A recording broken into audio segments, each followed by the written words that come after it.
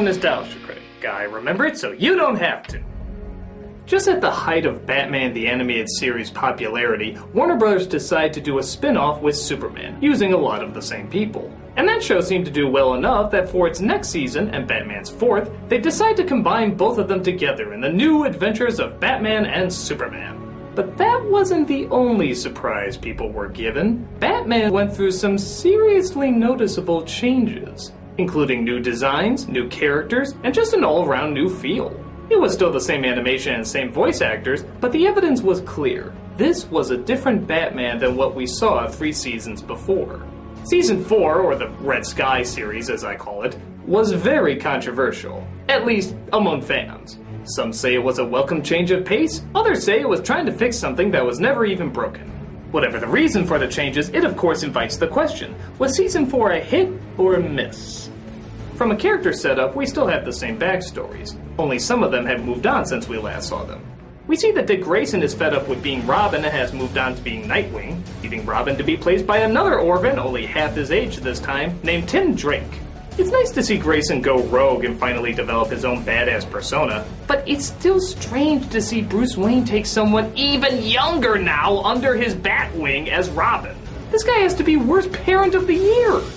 But you could argue that's the leeway of comic books, and even the idea of the original Robin took a pretty big suspension of disbelief to begin with. Plus, I surprisingly like this kid. He's got a lot of energy, he's smart on his feet, and he gets some actual funny one-liners here and there. Playing hooky? It's summer vacation. Never mind. I forgot who I was talking to. Batgirl's prominent in a lot more episodes, as is the Penguin, only this time around he has his own establishment, running upscale parties at his nightclub while still partaking in evil schemes on the side. This isn't such a bad idea, seeing how his intelligence does indicate he would be smart enough to know how to pull it off. The rest of the characters are pretty much the same, that is, of course, except for those controversial designs. Yep, let's talk about what many consider the most jarring difference in all the season, the characters' makeovers. The whole style of the show has gone more angular, resulting in everyone looking less three-dimensional and more, pointy. But one can make the argument that's kind of what they were going for to begin with.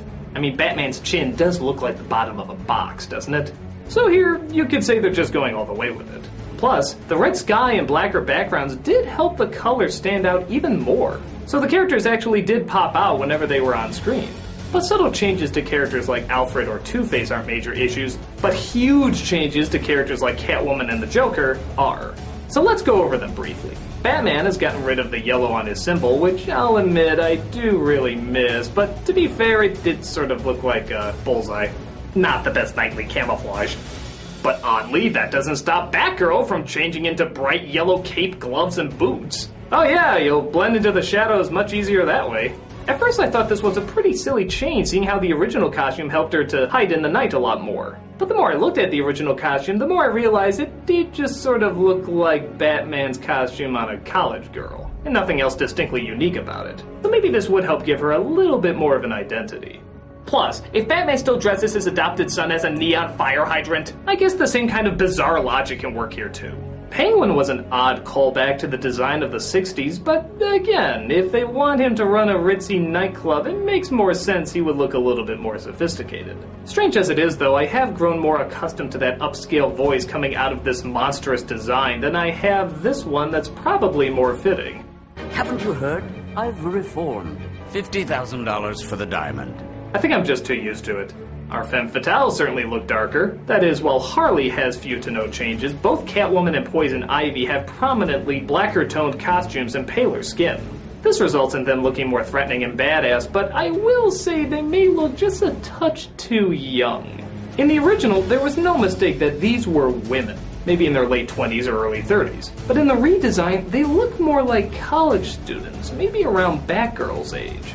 I know they're not meant to, but it still sort of comes across. Characters like Croc, Scarface, and the Mad Hatter look pretty cool, but they do sort of look like they should be on a different show. Again, the emphasized features might be just a touch too emphasized. They almost look more like Animaniacs characters. And then you have the Joker. How do I put this? He looks terrible. I mean, God, Jesus! What have you done to him? Of all the ways you could redesign arguably the best Batman villain of all time, it seems like this intriguingly takes every wrong step. The Joker is Batman's opposite. He's a bright, loud, colorful clown. So why suck out all the color from his face and give him black, expressionless eyes? Yeah, I know, a lot of designs were doing this at the time, and I still don't get why. He looks less like a Batman villain and more like a dancing prop from Steamboat Willie. I don't think it's any coincidence that on the DVD, when they talk about the redesigns of all the characters, they smartly leave out the Joker. My guess is they've probably gotten enough complaints about him already. So much so that when the spin-off movie Return of the Joker came out, they went back to a design much closer to the original. It was definitely a welcomed return. But for all the bitching that could be made about the Joker, in my opinion, it all evens out with the redesign of the Scarecrow. Holy shit, where did this freakiness come from? This is one of the best designs the show has ever done. That calm, neutral voice suddenly sounds so much scarier coming out of those skull-like teeth. Fear is the glue that holds society together. Fear is power. Even if, yeah, technically he looks absolutely nothing like a real-life Scarecrow, he looks friggin' creepy in my book. But redesigns are one thing, how do the actual stories play out? A lot of them try to focus on the creation of new villains. Some of them work, like a hyper-superhuman. Who are you? They call me Yellow-Skinned Wacky Man, but I prefer the Creeper. A masked beauty who thinks she's deformed, and another creepy addition called the Judge. Court is adjourned. While others kind of seemed out of place. Like this redneck farmer who grew mutated animals, or this ancient demon boy who uses a supernatural artifact to control a giant monster. I get the feeling these would be good in something else, but here, it's a little odd. Even for Batman. There's a few stories that seemed a little odd too. Like this one episode where Clayface returns and creates a little girl to scout the area to make sure he can take shape again. The girl somehow has a personality of her own and forms a friendship with Robin, until she remembers who she is and she has to return to Clayface. Yeah, creating another awareness out of Clay seems like a bit of a stretch. But then again, it does prove to be one of the more touching and even darker episodes. In fact, a lot of them get a lot darker than before.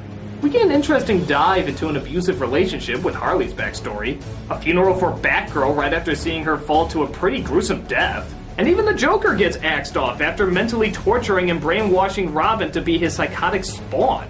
As I said before though, darker doesn't always mean better.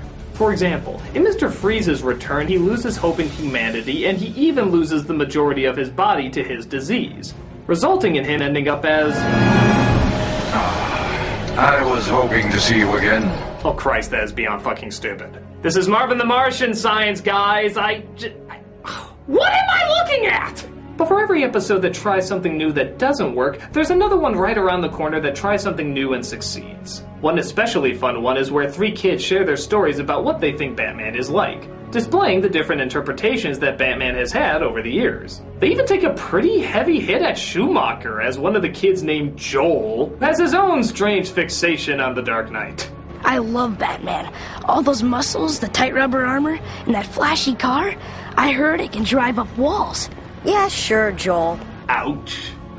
The 4th season also liked to combine characters a lot, teaming up Nightwing with Catwoman, Croc with Baby Doll, and even a few Superman crossovers here and there. This created combinations we've never seen before, making for interesting interactions. In a strange way, this made Gotham seem much more like a community, where the relationships of the characters was what drove the stories forward. So, with all these elements combined, how does Season 4 hold up? Well, it's give and take. While the suspension of disbelief was abused, it did often result in darker stories. While some redesigns were wildly questioning, others were incredible upgrades. While many stories were goofy and out of left field, others proved that they still understood the dark, tragic journeys of some of our favorite characters. So as a whole, the 4th season is probably not the strongest, but it doesn't deserve to be overlooked or ignored. I admire these guys for taking chances and trying something new, even if all the changes didn't pay off. Batman has gone through so many interpretations over the years, and this is one of the few times we get to see the exact same team reinterpret themselves in a different way. That doesn't happen very often. And it allows a chance for artists and writers to come at something they obviously love in a completely new light. So in answer to is the 4th season hit or miss, I'd say it's both hit and miss. But the hits are still strong enough to give you the chills when the bat signal hits the sky and the Caped Crusader takes to the air. And as long as I can always get that feeling while watching it, I'll know that I'm always watching the right Batman. I'm the Nostalgia Critic guy, remember it? Because I'm Batman. I love this mask!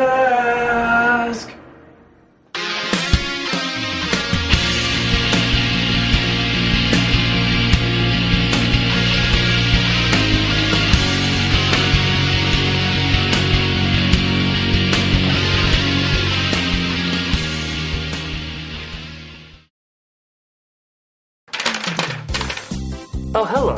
I'm Doug Walker. You might know me as star, editor, writer, and director of such shows as The Nostalgia Critic. And I work for Channel Awesome, who also put me in shows like Sibling Rivalry, Bum Reviews, Video Game Confessions, and of course our anniversary films. We've also specialized in having other producers come together and form their own shows.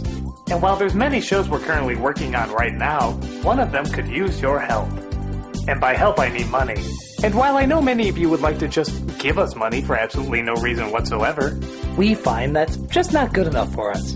Instead, we want to give you something in return. Oh my god, an online game show? That's awesome! What kind, you may ask? Shut up. Never talk while I'm talking. But if you really want to know, it's one based on pop culture and nostalgia. That's right. All that useless knowledge you had about the 80s, 90s, and early 2000s, it can win you prizes now.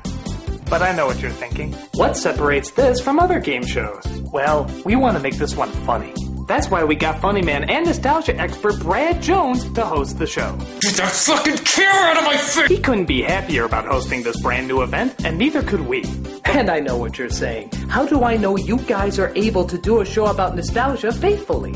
I told you never ask a question while I'm speaking, you worthless sack of shit. I'll tell you why. Because you have to be a little crazy to obsess over stuff like this. And I know that you're thinking, they're not crazy enough to do something as silly as build the entire set to look like the diner from Saved by the Bell. BAM! Yes, we are! We're that fucking crazy! Look at this shit! I mean, look at this shit! Shit! But as you can see, it's not quite finished yet. We've been working hard to collect costumes, props, and all sorts of goodies to make more productions that you're not supposed to see. And we want to get them to you faster. So your money will not only go to fund this one game show, everything will go into getting our productions to you faster and better. Higher quality cameras, lights, soundproofing, starting with our weird-ass game show. And with the additional money we have, don't worry, we have stretch goals, which you can see below, all of them dedicated to getting you even more shows. One of the next ones being a video game show. Video game show. It probably won't be called that. This is a rocket ship, for no good reason. But most important of all, once we get the money and the equipment to get the productions we need going, we're gonna open up this place to other productions. That's right, we're gonna open this place up for other people to work on their productions, whether it be online or I don't give a shit what else. In fact, if we make our goal, I guarantee you that the Nostalgia Critic will make an appearance in every single episode of our game show. Our target goal is $50,000. That's what Bill Gates sneezes every day. And once we put that money to good use, we'll continue to bring you productions and shows your way. Check the link below so you can see what rewards you can get for what amounts you can donate. I'm Doug Walker, and this is the last time I lick a frog before shooting a video.